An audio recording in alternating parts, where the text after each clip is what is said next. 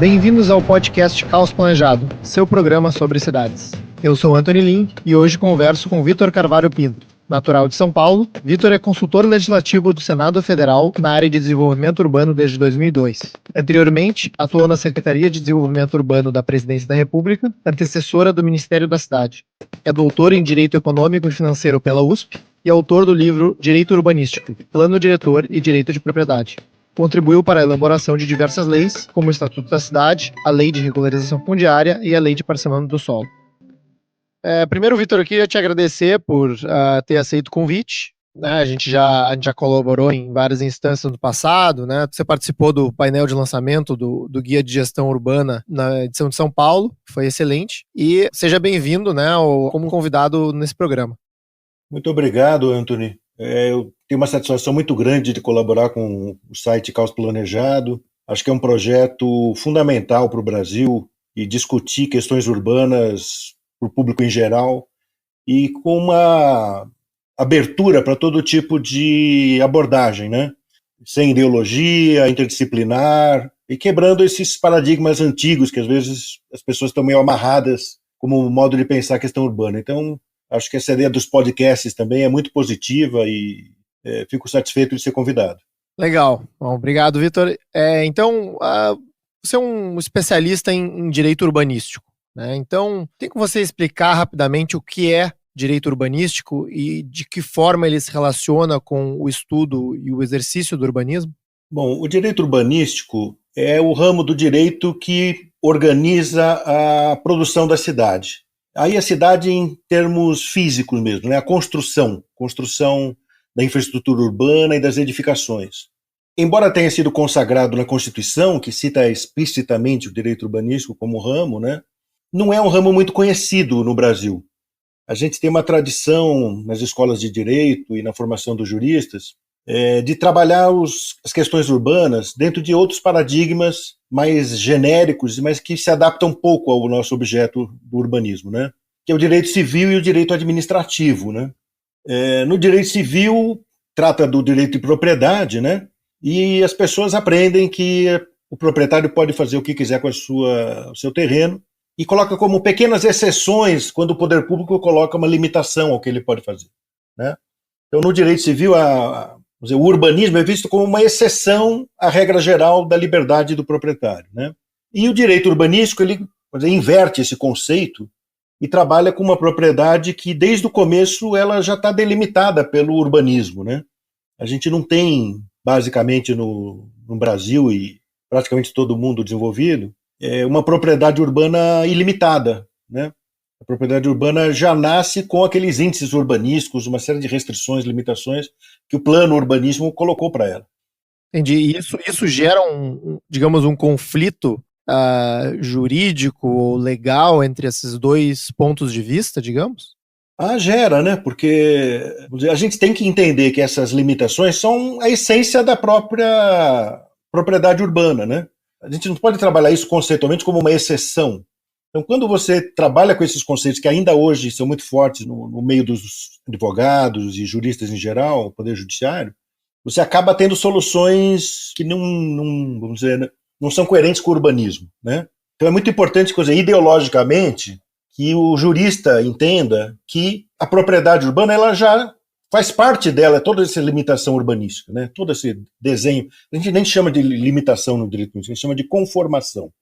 Quer dizer, o urbanismo cria uma conformação para cada propriedade, que é justamente o que ela pode ou não pode fazer, né? Então, isso é fundamental, do ponto de vista jurídico.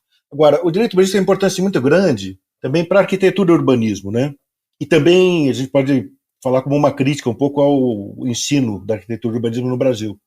Quer dizer, o arquiteto, você talvez possa falar melhor do que eu, que você é arquiteto, né?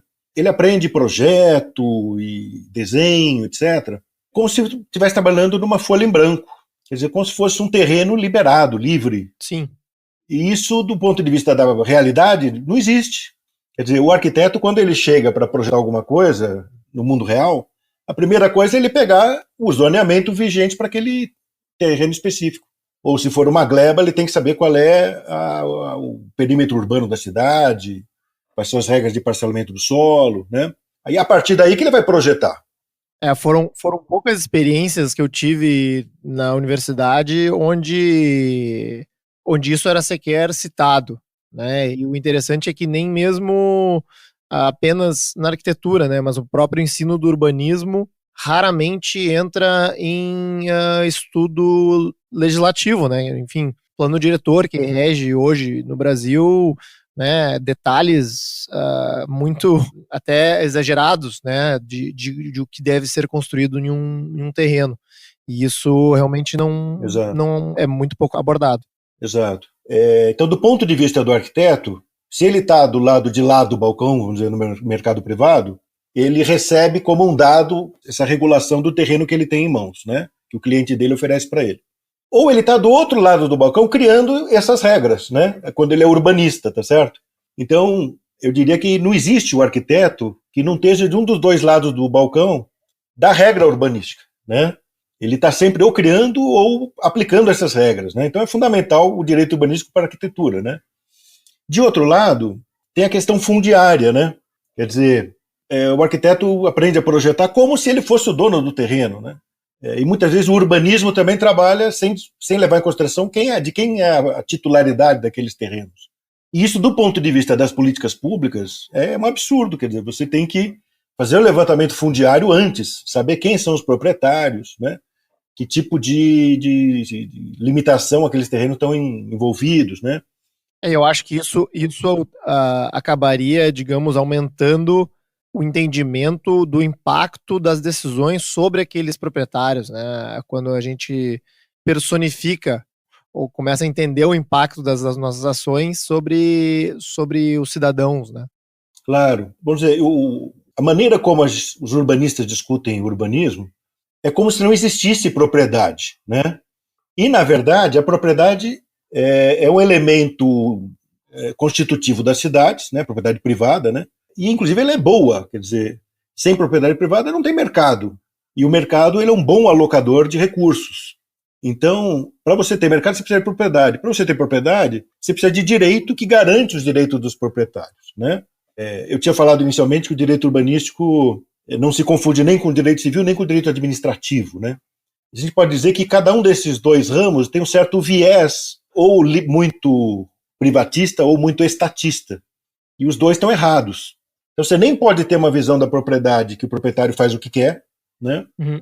E nem uma visão que seria do direito administrativo de que o Estado faz o que quer com a propriedade privada. Quer dizer, você tem que achar um equilíbrio, né? E esse equilíbrio é delicado, ele envolve legislação, envolve várias situações, né? Expectativas e bolos que foram feitos no passado, para você definir qual é o direito que os proprietários têm, que tem que ser respeitado pelo Estado, né? Então, para você projetar, seja como urbanista, seja como gestor de uma política pública, né? Você tem que saber quais são esses direitos que você tem que respeitar, né? Até porque para você ir além do que esses direitos permitem, você vai ter que desapropriar. Então, para você fazer uma análise de custo de um projeto, de viabilidade financeira de um projeto qualquer, você tem que saber quais são as indenizações que você vai ter que pagar, isso é o direito que vai dizer. E tem o outro lado da moeda, que determinadas intervenções podem gerar receitas para o empreendedor ou para o poder público, porque a propriedade se valoriza, e às vezes essa valorização pode ser recuperada para o empreendedor ou para o poder público que faz a obra, e não ficar apropriada pelos proprietários, né? Então, você tem que levar em consideração esses dois aspectos, as indenizações e as receitas, e é o direito que vai te dizer isso. Então, é fundamental, vamos dizer, não só para o arquiteto urbanista, mas para o gestor, o economista, né? A pessoa que vai fazer a análise econômico-financeira de um projeto, ele saber quais são esses direitos. E, por fim, eu citaria que o direito urbanístico é uma condição para haver urbanismo. Quer dizer, o urbanismo não é uma coisa que simplesmente o Estado pode fazer o que ele quiser em matéria de ordenação do território e tal. Quer dizer, você precisa ter uma fundamentação técnica desses planos urbanísticos, das obras públicas, das restrições que são colocadas sobre os proprietários, né? Não é uma questão meramente política que os vereadores ou o prefeito ou quem está de plantão ali no poder público naquele momento pega e faz porque quer. Então, você tem que ter as regras, vamos dizer, internas ao Estado que organizam a tomada de decisão do Estado. Ou seja, como é que você faz um planejamento urbano? Quem que tem que ser consultado, né? Quais são estudos prévios que tem que existir, como que ele vai se expressar depois no plano, né? Quais são as normas que deve conter o plano obrigatoriamente, né? Para você ter uma coerência em tudo isso, né? Porque quando você não tem isso, as decisões são incoerentes. São decisões as mais variadas possíveis sobre a cidade, feitas por vários órgãos públicos, né? E elas não tendo coerência, não estão fazendo urbanismo, estão tumultuando, na verdade, o mercado, né? É a impressão que eu tenho quando eu vejo vários planos diretores, né?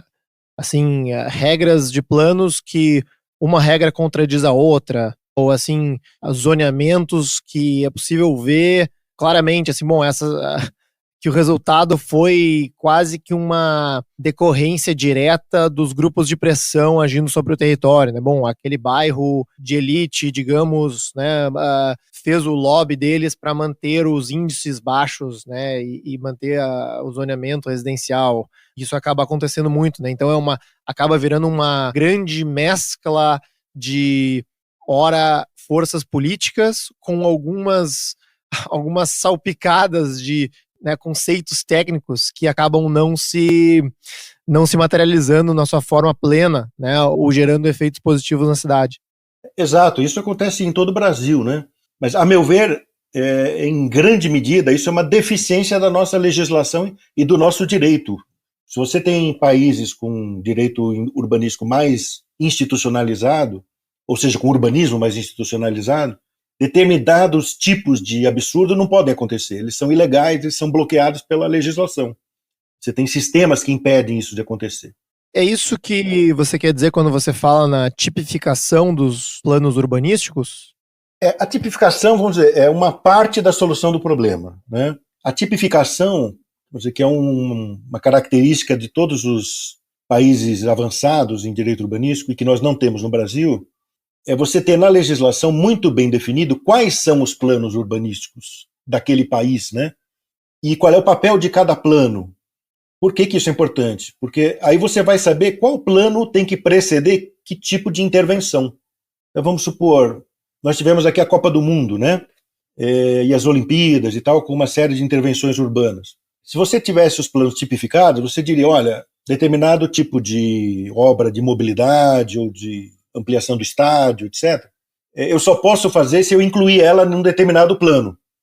Esse plano, ao ser tipificado, ele é regulamentado, né? Ele é padronizado. Então, significa dizer o seguinte, não é só você fazer um pedaço de papel e botar o nome, plano A ou B. A legislação diz, olha, o plano X, tipo de plano X, ele tem que ter um estudo de vizinhança de tal tipo, ele tem que ter um mapeamento de tal escala, ele tem que abordar tais aspectos de impacto, ele tem que ter tal grau de detalhamento. Essa tipificação, inclusive, chega a uma padronização visual, né? Quer dizer, da linguagem gráfica dos planos. Então, você chega num país desenvolvido, você sabe o que cada cor significa. No Brasil, cada município cria a sua própria legenda do seu mapa, né? Então, o vermelho no município A significa uma coisa, no município B significa outra coisa. Então, toda essa linguagem gráfica é padronizada, né? Então, hoje em dia você pode até padronizar software, né? Quer dizer, determinado tipo de plano, você tem que usar tal tipo de software, por exemplo. Quer dizer, isso é importante para quê? Para evitar o fenômeno que a gente tem no Brasil, no caso dos planos diretores, por exemplo, que é a transformação de uma peça retórica, né? Então, no Brasil, a gente aceita como plano diretor, que é o único plano que realmente a legislação obriga, né? A gente aceita qualquer pedaço de papel, né? Hoje em dia é meio magnético, né? Qualquer arquivo de computador com o nome plano diretor lá em cima. As pessoas aceitam isso como se isso fosse urbanismo e estivesse satisfazendo a legislação. Em parte, é culpa da própria legislação, que não padronizou, não tipificou. E outro conceito envolvido nessa ideia de tipificação é que você não pode inventar um plano.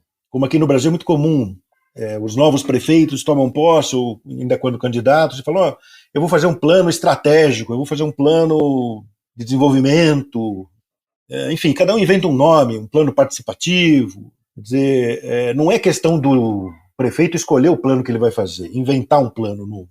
Quer dizer, a legislação diz quais são os planos, você vai fazer aquele tipo de plano, só que você vai usar a tua abordagem com a tua visão política, tua visão técnica, ideológica, dentro daquele tipo de plano. Né? Não é uma amarração de conteúdo, é uma amarração, vamos dizer, de forma. O objetivo final de tudo isso é amarrar as intervenções nos planos, né? Quer dizer, você não pode fazer uma intervenção sem o planejamento previsto para aquele tipo de intervenção, né?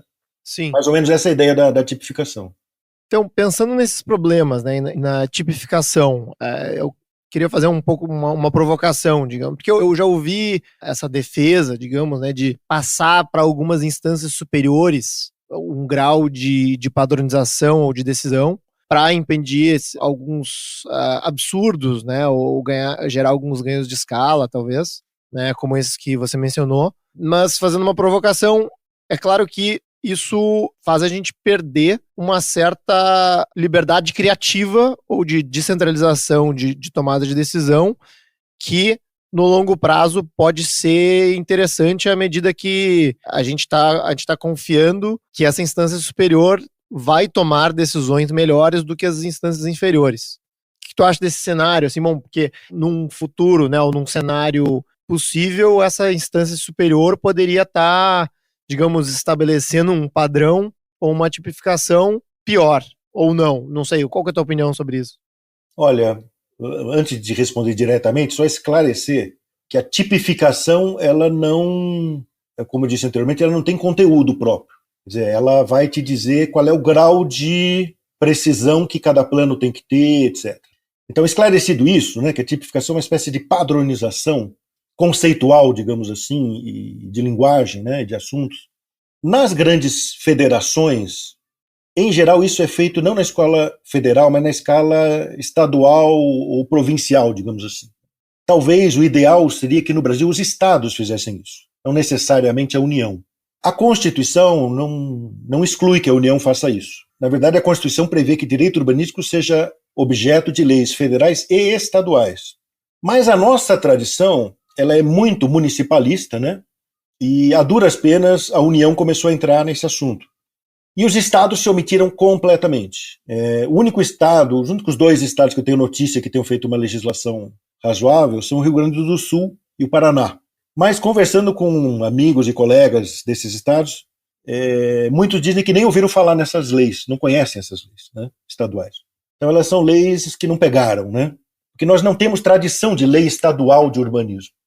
A meu ver, é uma pena, quer dizer, seria o ideal que os estados fizessem isso, até para gerar uma diversidade de experiências, ver o que dá certo, o que não dá, depois o que deu certo é copiado pelos outros estados, e é o princípio federativo normal. Perfeito. Agora, eu não vejo com muito bons olhos, embora possa ser feito também, a tipificação pelos municípios.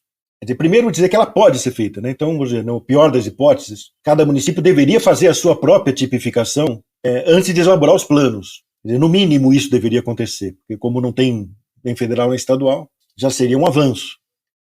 Mas eu acho saudável, vamos dizer, a ideia de que o município execute e cumpra leis estaduais ou federais, porque, vamos dizer, é uma coisa que dá segurança jurídica no município, cria segurança jurídica. Quando o próprio administrador, o próprio gestor, o próprio prefeito, ele muda a lei que ele mesmo cumpre, aumenta a margem de casuísmo. E mesmo se a gente levar em consideração essa ideia do investidor, né, que deve também ser respeitado, eu diria que para o investidor é mais seguro ele ter uma lei estadual ou federal que o prefeito é obrigado a cumprir. E tem muita coisa que é federal, né? Por exemplo, desapropriação, registros públicos, não são coisas que o município legisle. E eu acho bom isso. Quer dizer, se o município pudesse fixar qual é a indenização que ele vai pagar numa desapropriação, talvez ele fixasse uma indenização irrisória. Então, se um prefeito tem maioria na Câmara, ele quer fazer uma intervenção casuística, se houver uma legislação federal ou estadual que impeça isso, é melhor. Entendi. Se depender só do município, é mais fácil para ele fazer um casuísmo. Então, eu veria com bons olhos essa ideia, principalmente de leis estaduais. Legal. E, Vitor, pegando um pouco esse lado da gestão, né, e da aplicação do direito urbanístico no Brasil, tá? No Caos Planejado, né, em vários artigos da nossa pauta, e inclusive, né, talvez o próprio nome do site, é um trocadilho no sentido de que a gente vê no Brasil uma legislação muito ampla e muito detalhada sobre o espaço privado, sobre a propriedade privada, como você bem comentou. E talvez exagerada, né, no sentido de criar distorções de mercado tamanhas que prejudiquem a acessibilidade à moradia, né, prejudiquem a caminhabilidade, o sistema de mobilidade, que são pautas que a gente comenta no site com alguma frequência. Tem um urbanista francês chamado Alain Berthaud que fala sobre dois conceitos interessantes, que um deles é, digamos, a auditoria dessas regras, né? Vamos olhar essas regras, né? Essas leis, o impacto que elas têm no desenvolvimento urbano e eliminar as regras que estão gerando resultados negativos, né? E um outro conceito que ele traz é justamente do urbanista ser menos legislador e mais gestor, mais no sentido de acompanhar indicadores urbanos, né, preço da moradia, o tempo de viagem dos transportes, e agir em cima disso, do que um pouco de como é hoje, né, de a cada 10 anos, né, elaborar um grande plano e revisar isso só nos 10 anos seguintes.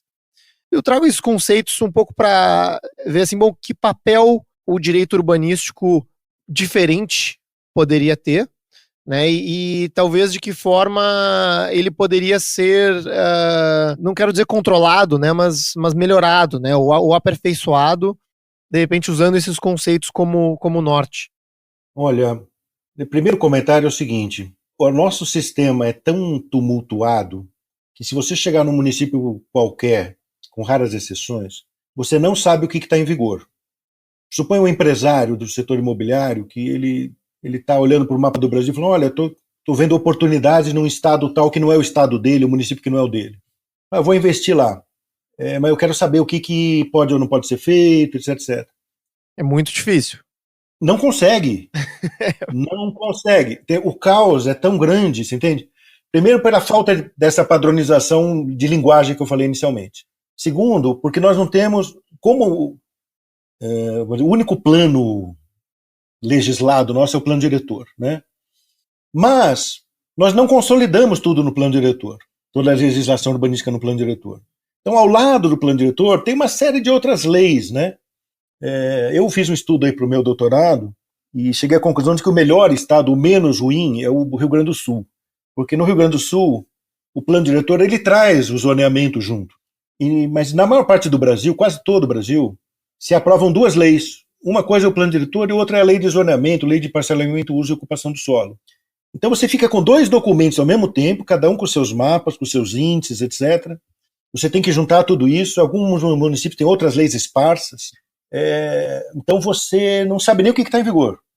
Em cima disso tem leis ambientais, leis de código de edificações. Exato. Né? Aqui em Porto Alegre, por exemplo, tinha uma lei do Comando da Aeronáutica, que restringia uma boa parte da cidade para a construção. Né? Então, realmente, é um labirinto, normalmente, né, para identificar essas questões. Veja bem, quando a gente fala em tipificação dos planos, um dos resultados disso é você saber qual é o documento que você tem que ler. Entende? O urbanismo, por definição, ele tem que, digamos, harmonizar e depois consolidar nos planos todas essas normas setoriais. Então, você deveria pegar o plano diretor de Porto Alegre e já está tudo lá. Essas restrições aeronáuticas, ambientais, etc., elas têm que ser incorporadas lá. E o cidadão, ele não tem que ficar lendo um monte de outras leis. Ele tem que falar: olha, dá o plano diretor que é o pronto, acabou. Certo? Ou se houver outro tipo de tipificação, outro plano, etc. Né? Mas um subproduto dessa tipificação é a consolidação das normas, a transparência das normas. Né? Então, hoje em dia, eu diria o seguinte: é até difícil fazer essa auditoria que você citou aí, a gente nem sabe direito o que está em vigor. Alguns anos atrás, eu fiz até uma consultoria para o Sebrae, que estava interessado em criar facilidades, né, desburocratizar a vida dos pequenos negócios. Né?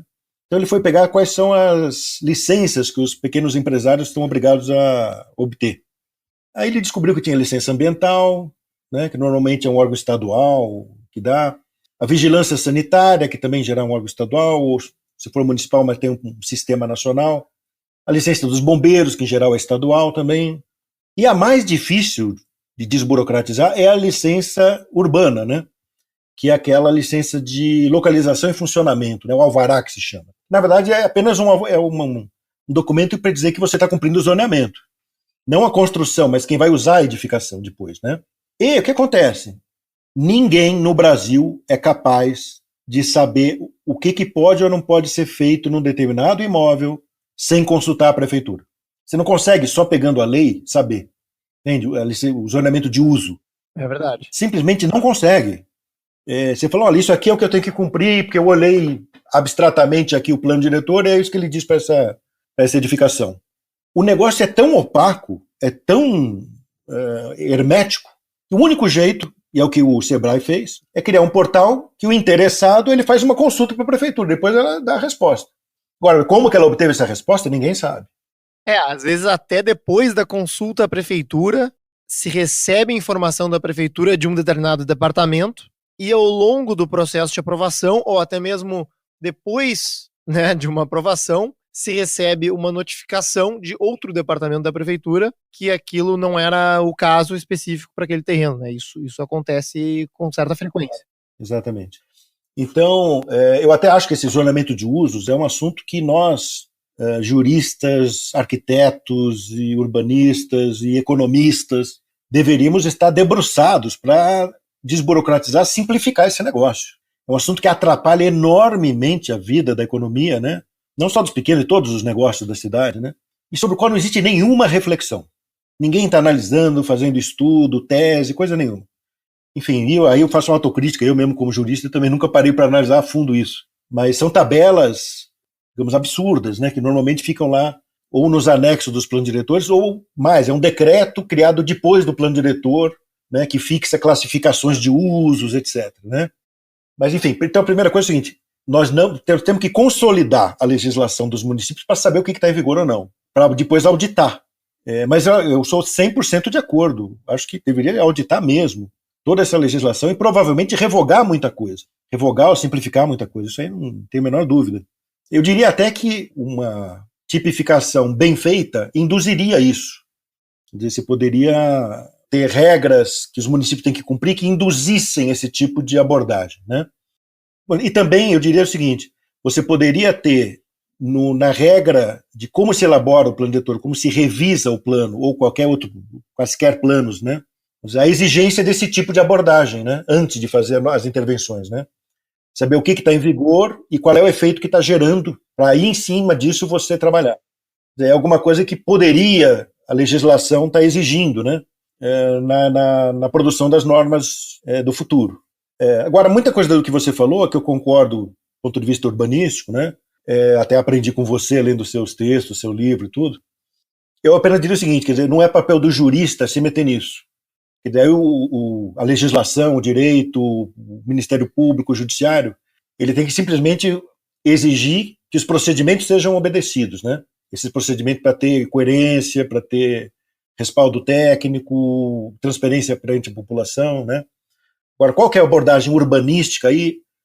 O direito não deve se meter nisso, que isso é outro problema, que hoje em dia o direito está se metendo em tudo, né? E tumultuando, na verdade, a administração pública. Ele não deveria, o direito, tentar induzir nenhum padrão urbanístico. Isso deve ser deixado para os urbanistas, para a administração pública e para os vereadores que têm que aprovar os planos, né? Entendi. Vitor, vamos entrar um pouco mais nos detalhes, então, dessas questões de direito urbanístico. No teu primeiro artigo para o Caos Planejado, você falou sobre uma questão do Enem, acho que foi lá em 2016, que tratava sobre a função social da cidade. Que tem sido um termo, assim, é um termo, no meu entendimento, que né, tá na legislação e que é super usado hoje em dia, mas o que isso significa de fato e que impacto ele tem hoje no direito urbanístico no Brasil? Então, a primeira observação que a gente tem que fazer é que a Constituição fala as funções sociais da cidade, no plural, né? Certo. E não era um termo que, pelo menos no campo do direito, fosse usado antes da Constituição. Provavelmente, vamos dizer, a coisa mais próxima disso, que se usava mais no campo do próprio urbanismo que do direito, é aquelas funções da Carta de Atenas, né, que foi um documento muito influente no século XX aí, do urbanismo mundial, que dizia que a cidade tem que organizar a habitação, o trabalho, o lazer e a circulação. Quer dizer, definir o urbanismo como uma técnica para organizar isso. A cidade serviria para essas 4 funções. Então, vamos dizer, quando o termo, o conceito que havia antes da Constituição, próximo, vamos dizer assim, dessa palavra, dessa expressão funções sociais da cidade. Depois da Constituição, o movimento da reforma urbana, né, ele basicamente é um movimento que reuniu, da década de 80 em diante, até hoje ele existe, né, profissionais, movimentos sociais, sindicatos, e principalmente urbanistas, né, com uma visão política do problema do fenômeno urbano, né, um movimento respaldado muito na sociologia e na geografia marxistas, né, que vê nos problemas urbanos, a origem deles, como um problema da propriedade privada. Quer dizer, como tem gente que lucra com a propriedade da terra, então eles acham que é esse fenômeno da especulação imobiliária, né, como eles chamam, que gera os problemas urbanos. Ah, entendi. Ok. Resumindo um pouco, né, e que o Estado, quando atua na política urbana, em geral, ele está a serviço das classes dominantes e principalmente dessa classe proprietária, né? E ele trabalha, então, para segregar os pobres. Vamos dizer. E a reforma urbana seria inverter isso, né? Você não permitir a especulação imobiliária e criar a justiça social na cidade. De certa forma, assim, é evidente que é uma narrativa que parece ser talvez um pouco agressiva, mas o diagnóstico, né, de que uma série de legislações ou projetos urbanos realizados pelo Estado ao longo do desenvolvimento urbano no Brasil talvez realmente tenham, né, impulsionado e exacerbado uma segregação, né, como é o histórico do próprio zoneamento no Brasil. Mas, assim, não necessariamente isso leva à conclusão, no meu entendimento, de que um especulador ou um proprietário privado seja a origem disso, né? Até porque quem está levando essas políticas é o planejamento, né? E é o poder público. Eu acho que essa visão da reforma urbana, ela tem muitos méritos, né? Eu comecei a minha reflexão no urbanismo através dela também. Eu até tenho uma cartilha que eu escrevi na década de 90, que era Reforma Urbana ou Desenvolvimento Urbano, até fazendo essa contraposição e defendendo a reforma urbana. Eu trabalhava numa ONG na época, nesse segmento. Agora, da maneira como acabou se, vamos dizer, levando à frente essa visão de mundo, ela acaba sendo muito, de um lado, estatista, né, que ela não vê nenhum valor no mercado, então ela imagina que ou tudo tem que ser propriedade pública, ou que a regulação urbana não leva em consideração os interesses dos proprietários, né, que serão reduzidos a quase nada. Ela legitima também a ação direta dos movimentos sociais, que ocupam imóveis supostamente ociosos, né, que também não me parece ser um bom caminho para a solução dos problemas. Ela gera, a meu ver, uma certa tolerância com a ocupação irregular do solo, né, que é um fenômeno, enfim, grave, talvez nós conversemos mais à frente sobre ele, mas que não é solução para nada. Quer dizer, ninguém vai resolver o problema urbano ocupando irregularmente o solo. Enfim, a maneira como ela desconsidera completamente o fenômeno da propriedade, inclusive a propriedade pública, né? Porque ela também vê com bons olhos a ideia de regularizar qualquer tipo de ocupação sobre ter propriedade pública também, e não só propriedade privada, né? Ela não aceita nenhum tipo de remoção, nenhum tipo de realocação de pessoas, né? Então, acho que ela acaba criando muito problema. Enfim, acho que é uma maneira um pouco limitada de analisar o problema urbano. Mas voltando aqui à questão da função social da cidade, o movimento da reforma urbana, ele pegou essa palavra que estava lá sobrando na Constituição, que não tinha um conceito muito bem definido, e passou a dizer o seguinte: a política urbana é para reduzir as desigualdades urbanas. Ela pegou a palavra social como se fosse social no sentido da justiça social e tirou o plural, botou no singular. Falou, olha, só existe uma função social da cidade. E é o que a questão do Enem acabou induzindo, né? Que eu fiz a crítica no artigo aí para o caos planejado. Quer dizer, como se a única razão de ser da política urbana fosse reduzir as desigualdades urbanas. Isso, a meu ver, seria uma limitação completa e indevida do que é política urbana e urbanismo. É muito mais do que isso. Então, a meu ver, como jurista, eu tenho obrigação de preencher esses conceitos indeterminados aí das normas jurídicas, né? Eu acho que faz mais sentido entender as funções sociais da cidade no sentido da Carta de Atenas mesmo, ou alguma coisa parecida com isso. Ou seja, as cidades elas servem para as pessoas morarem, para as pessoas trabalharem, para as pessoas terem lazer, né, se deslocarem, elas servem para as pessoas se encontrarem, né, o que os economistas chamam de externalidades positivas, sinergias, né. Então, eu veria assim, que a cidade ela tem uma razão de ser, uma motivação até espontânea também, né, que independe do Estado, que as pessoas gostam de morar na cidade. Então, o urbanismo, a política urbana, ela deve favorecer essas funções sociais da cidade, que é a razão de ser da cidade. E a política urbana tem que abordar todas as dimensões disso, né? E também, em geral, o movimento de reforma urbana ele se tornou também um movimento que apela muito ao poder judiciário, né? Então ele tenta restringir a liberdade do administrador, do gestor público, através desses conceitos constitucionais e certas interpretações. Então, na minha interpretação, as funções sociais da cidade é tudo que o urbanista tem que cuidar. O que significa que o jurista não tem quase nada a dizer a respeito disso. É um termo extremamente amplo, né, que poderia ter múltiplas interpretações. É um pouco nesse caminho que você está falando. Eu vejo como uma espécie de remissão ao urbanismo. Quer dizer que a política urbana tem que potencializar as funções sociais da cidade é dizer que o urbanismo tem que ser praticado dentro das suas variadas interpretações. Aí não é um assunto para o jurista isso, a meu ver, né? Agora, quando se tenta dizer que a função social da cidade é apenas reduzir as desigualdades, né, e esse é o único conceito que está na Constituição, de certa maneira é um pretexto para depois você acusar determinados gestores de não estar fazendo isso e que então eles estariam se omitindo ou fazendo alguma coisa ilegal ou inconstitucional, né? Então, vamos dizer, você depois usa isso como um apelo ao Ministério Público, entrar com ações civis públicas, né? Que também é uma coisa que eu acho que não é muito positiva, né? E, Vitor, o outro termo nessa família, né, é a função social da propriedade, né, que de um artigo antigo seu, você atribui as origens do termo ao positivismo, inclusive, né, e até à doutrina social da igreja, que foi uma surpresa, digamos, para mim, talvez tendo sido influenciado por esse movimento brasileiro da reforma urbana que você comentou. Isso se relaciona com essa narrativa que você falou da função social da cidade? Sim, se relaciona. A função social da propriedade já é uma história bem diferente, porque é um conceito que já existia antes da Constituição, é um conceito que os juristas já discutem há décadas, né? Esse termo, função social da propriedade, ele já foi usado, a meu ver, por duas grandes escolas filosóficas desde mais de 100 anos atrás, né?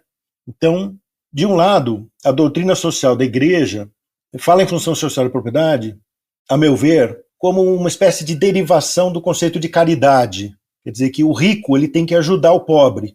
Ele tem essa responsabilidade, por ele ter sido favorecido, enfim, pela sorte, ser rico de alguma maneira, ele tem a obrigação de ajudar os que não tiveram a mesma sorte que ele.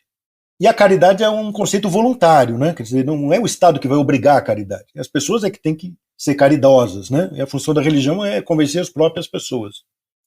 E de outro lado, o conceito do positivismo, esclarecendo aqui para os juristas, né? Que existem vários tipos de positivismo. Então nós estamos falando aqui do positivismo do Augusto Comte, né? Positivismo sociológico. Nada a ver com o positivismo jurídico, tá? Que é uma outra história. Aí você pergunta, bom, mas e no Brasil qual que é a tradição ou não é outra coisa? Bom, basta a gente pegar a nossa Constituição. Bom, primeiro também dizer o seguinte, esse conceito de função social da propriedade não é do direito urbanístico. Ele existe no direito econômico, enfim, em tudo que tem a ver com propriedade, vários outros tipos de propriedade. Entendi, não é exclusivo à discussão sobre urbanismo. Não é. Mas eu convido aí o nosso ouvinte, né, a pegar a Constituição e lá no artigo 182, ler o parágrafo 2º, que eu vou fazer isso aqui agora. O que diz? A propriedade urbana cumpre sua função social quando atende às exigências fundamentais de ordenação da cidade expressas no plano diretor. A meu ver, isso não tem absolutamente nada a ver com caridade. Não tem nada a ver com o rico dar propriedade para o pobre ou coisa do gênero, né? tem a ver, sim, com planejamento, quer dizer, submeter uma propriedade imobiliária, da terra no caso, né, ao plano diretor. Ou seja, ao meu ver, está 100% dentro da tradição positivista. Quer dizer, eu acho que o Augusto Conte ficaria feliz da vida de ver esse artigo aí na Constituição. Sim. Como é que a gente poderia ver isso, vamos dizer, na prática agora do urbanismo e tal? A meu ver, nós já conhecemos isso. Todo arquiteto, todo urbanista, todo até cidadão conhece isso. Que é justamente o fato de que você tem que consultar a lei de zoneamento, o plano diretor, etc., para saber o que você pode fazer no teu lote. Então, se você pegar esse artigo da Constituição, ele está dizendo justamente isso, que cada propriedade vai ter uma destinação que o plano vai dar para ela e que o proprietário tem que seguir, tem que obedecer aquela destinação que o plano fixou para a propriedade. Então, vamos dizer, o que eu acho relevante aqui para o nosso campo do direito urbanístico é que a função social da propriedade urbana não é exceção a nada. Né? Como eu disse, no direito civil se estuda essas restrições como se fosse uma exceção ao direito de propriedade. Não, não é exceção nenhuma. Toda a propriedade urbana, quando ela surge, ela já tem a sua restrição, dada pelo plano urbanístico. A gente chama isso do conceito de conformação do direito de propriedade pelos planos urbanísticos. Né? Isso é um conceito bem do direito urbanístico. Então eu não vejo, vamos dizer, nada revolucionário nesse conceito. Ele é um conceito que a gente pratica desde que a gente tem urbanismo, inclusive aqui no Brasil. A situação onde eu vejo esse termo sendo usado com alguma frequência é no caso do combate a uma especulação imobiliária, ou às vezes uma suposta especulação imobiliária. Então, o que eu vejo assim, são planos ou urbanistas dizendo que um terreno ou um imóvel não pode ficar vazio ou subutilizado, porque existiria uma infraestrutura urbana que atende aquele terreno, e um terreno pode, digamos, desvalorizar terrenos vizinhos por estar vazio, e ele não estaria cumprindo a sua função social da propriedade por estar sendo especulado ou pela ausência de investimento. Pelo menos é onde eu ouço o uso desse termo com maior frequência. O que tu acha desse uso? Né? É adequado no âmbito do direito urbanístico, não é? Ele pode ser adequado na medida em que no direito urbanístico a gente tem a figura do parcelamento e da edificação compulsórios, né? São outros conceitos criados pela Constituição. Quer dizer, e no urbanismo, a gente, em geral, os urbanistas querem que os terrenos sejam ocupados plenamente. Agora, quando isso estiver internalizado no plano urbanístico, 100% de acordo. Então, se o plano urbanístico diz que determinada gleba deveria ser loteada, e ela não está loteada, ela está descumprindo a função social da propriedade, né?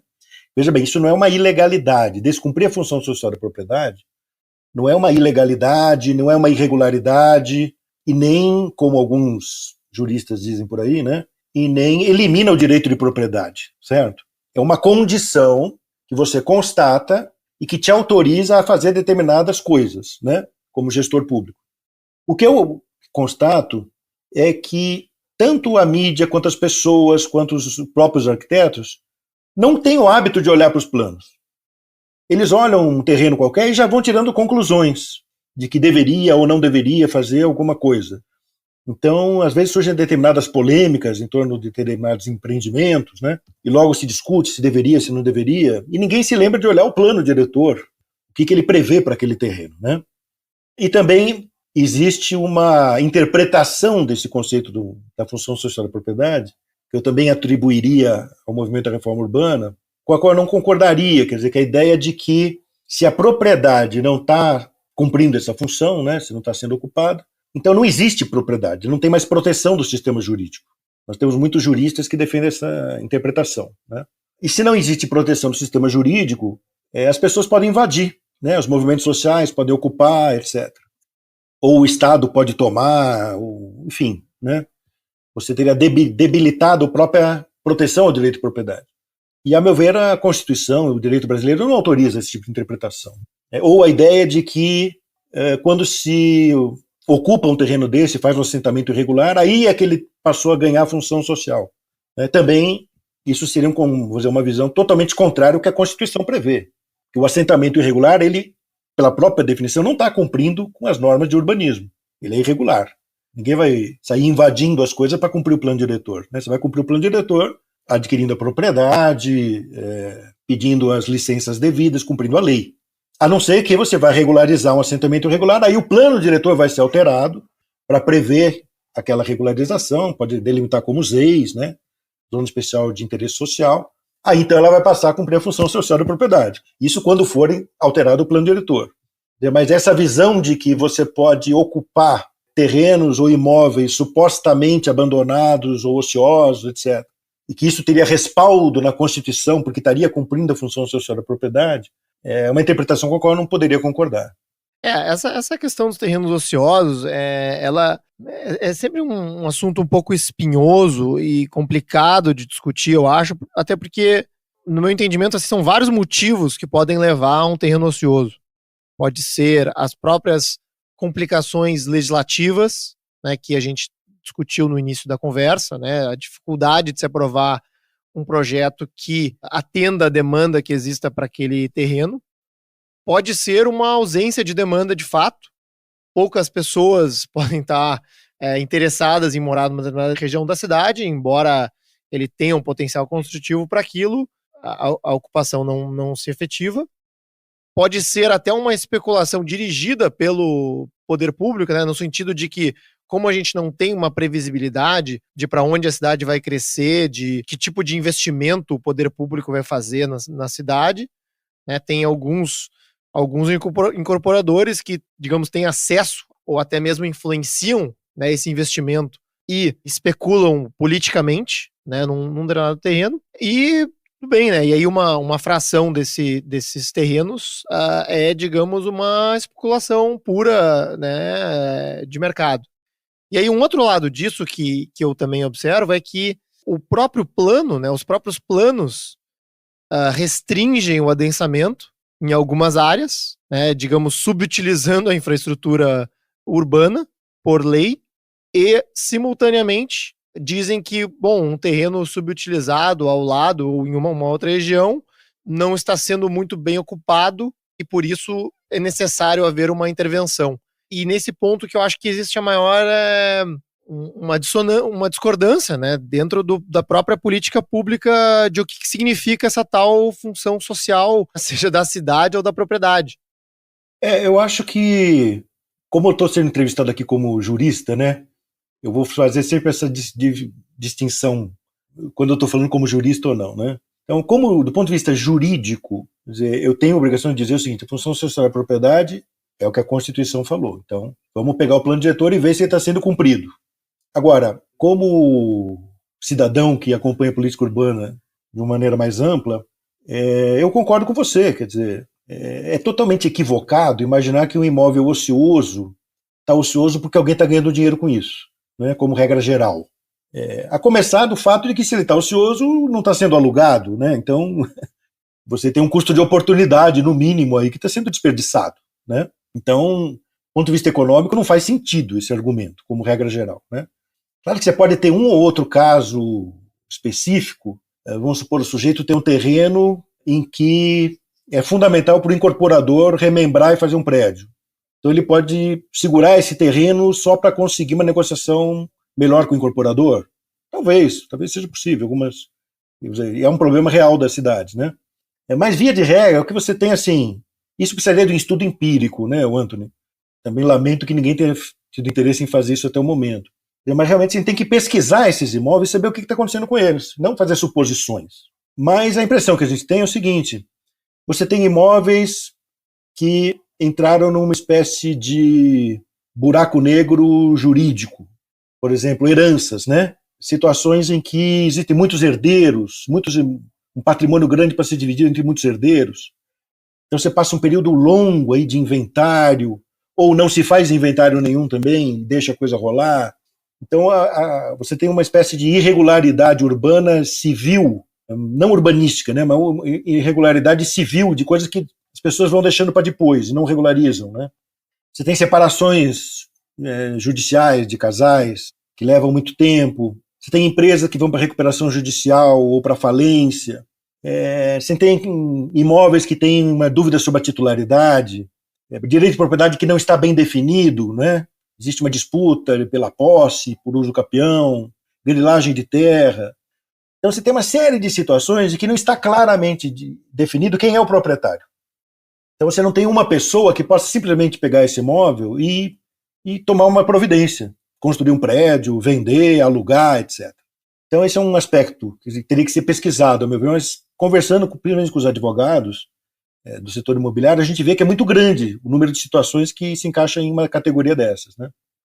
Você também tem muitos imóveis subutilizados que estão subutilizados justamente porque o proprietário não busca o lucro. Por exemplo, imóveis de órgãos públicos. Que compõem um grande percentual dos imóveis ociosos hoje em dia. Exato. Você pega, por exemplo, os imóveis da União, né? O patrimônio da União. A União recebe muitos imóveis em função de execução fiscal, empresas que não pagam previdência, então existe uma execução, o prédio, o apartamento, o imóvel vai para o patrimônio da União. O patrimônio da União não sabe administrar um imóvel desse. Ele fica ocioso. Herança jacente, né? Herança, quando não tem um herdeiro, ela vai para o poder público, normalmente para o Estado. Em São Paulo vai para a USP, tá? Eu não sei se tem outras universidades também. Então, de repente, a USP tem que administrar imóveis pequenos, fragmentados, uma casa aqui, um apartamento ali. Ela não sabe administrar e fica parado ali, mal administrado. Pega as Forças Armadas. Elas têm um patrimônio imobiliário que, se fosse transformado em dinheiro, seria bilionário em todo o Brasil. Você tem, às vezes, áreas urbanas de algumas cidades gigantescas que pertencem às Forças Armadas. E está ali, se você for ver, não está sendo usado. Entende? Está ocioso. E assim com vários órgãos públicos. Tem muito imóvel público nessa situação. Você tem os loteamentos que são aprovados, aí o poder público recebe área pública, né, para fazer praças, etc., e ele não faz a praça. Então você tem uma série de loteamentos e condomínios que o terreno abandonado é justamente o terreno público, ou o terreno para fazer escola, etc. Fica abandonado por anos e anos. E, em geral, o primeiro a ser invadido, né, e cria uma favela. Você também tem imóveis que pertencem a organizações sem fim lucrativo. Por exemplo, eu moro aqui em Brasília, as quadras 900, elas, no certo momento da construção da cidade, foram criadas para criar espaço para entidades sem fim lucrativo. Fundações, ONGs, associações, igrejas, né, movimentos espirituais diversos. Você anda ali pelas quadras 900, você vê uma série de imóveis que estão subutilizados, claramente subutilizados, entende? O órgão público, o órgão sem fim lucrativo, ele ganhou aquele imóvel geral de graça, pode ser uma concessão de uso ou doação. Ele só criou lá uma pequena sede, etc., e hoje em dia é uma área valorizadíssima e não tem ninguém morando, não tem nada acontecendo ali. Às vezes a entidade faz uma reunião por mês, entende? Tem alguns que você olha, você vê que nitidamente está entrando em deterioração. Então, justamente a ausência de lucratividade do titular do terreno é o que explica a ociosidade, que se tivesse alguém suportando o custo de oportunidade, estaria rapidamente colocando isso para funcionar. Então, são muitas situações, né? Eu citaria também aí uma questão mais institucional.